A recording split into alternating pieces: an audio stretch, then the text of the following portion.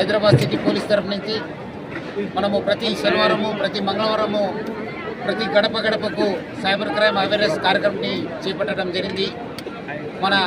మన DGP Shivadhar sir ఈ ఒక కార్యక్రమం ఇనాగ్రేట్ చేసి ఈరోజు నేను మన additional CP Srinivasu, additional DCP Majid, ఇప్పుడున్న లోకల్ ఏసీపీస్ ఇన్స్పెక్టర్స్ అందరూ కలిసి ఈ ఒక చారిత్రాత్మక చార్మినార్ దగ్గర పబ్లిక్ అందరూ కూడా ఈ ఒక సైబర్ క్రైమ్ గురించి అవేర్నెస్ తీసుకోవడానికి ఒక ప్రయత్నం చేయడం జరిగింది.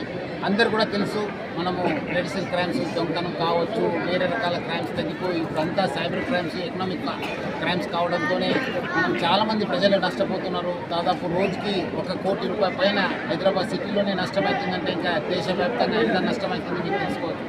దానికి అవేర్నెస్ చాలా ముఖ్యమైన పాత్ర పోషిస్తుంది. దాని భాగంగానే మనం ఈరోజు మన ఓటీపీ ఫ్రాడ్స్ కావచ్చు, ఫ్రాడ్స్ కావచ్చు, ఏపీకే ఫైల్స్, రకరకాల ఫ్రాడ్స్ గురించి మనము చెప్పడం జరిగింది. ప్రజలందరూ కూడా అవేర్నెస్ తీసుకోవడానికి ప్రయత్నం చేయడం జరిగింది.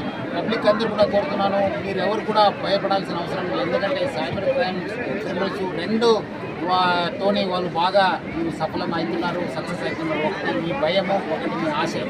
ఎవరు కూడా భయపడొద్దు. ఎవరో ఫోన్ చేసి మీకు ఈడీ కేసు ఉంది, సిబిఐ కేసు ఉంది, డిజిటల్ అరెస్ట్ అయితే మీరు కూడా ఎవరు కూడా భయపడొద్దు.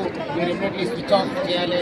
సెకండ్ ఆశయం, మీరు ₹1 లక్ష 10 లక్షలు వస్తుంది, ₹1 కోటి వస్తుంది, ఎవరు చెప్పినా నమ్మొద్దు. అన్నీ కూడా ఇన్వెస్ట్మెంట్ ఫ్రాడ్స్. అదేవిధంగా ఏపీకే ఫైల్స్ పంపించి మీరు ఒక ప్రైవేట్ ఫోటోస్ కావచ్చు, మీరు ప్రైవేట్ ఇన్ఫర్మేషన్ కూడా లాగే ఒక ప్రయత్నం కూడా జరుగుతుంది. ప్రజలందరూ కూడా అవేర్నెస్ పొందాలి. మనము మీకు ఏమాత్రం ఇన్ఫర్మేషన్ వస్తే 1930కి లేదంటే చీటింగ్ జరిగిన 1930కి ఫోన్ చేయాలని చెప్పి కోరుతున్నాను. అదేవిధంగా మనం ఒక హైదరాబాద్ సిటీ పోలీస్ తరఫు నుంచి కూడా ఒక వాలంటరీ సర్వీస్ మనం స్టార్ట్ చేయడం జరిగింది. సైబర్ సింబా అని చెప్పి మీరు మనతో ఎన్రోల్ అయ్యి మీ పేరెంట్స్ కావచ్చు, మీ రిలేటివ్స్ కావచ్చు, నేబర్స్ కావచ్చు, ఫ్రెండ్స్ కావచ్చు, అవేర్నెస్ తీసుకోవడానికి మంచి ఒక వేదిక. మీరందరూ కూడా సైబర్ సింబా వాలంటరీ ప్రోగ్రామ్ను ఎన్రోల్ చేయాలని చెప్పి నేను సరే, ఈ ఇమ్మడి రవి విచారణలో సహకరిస్తున్నాడా?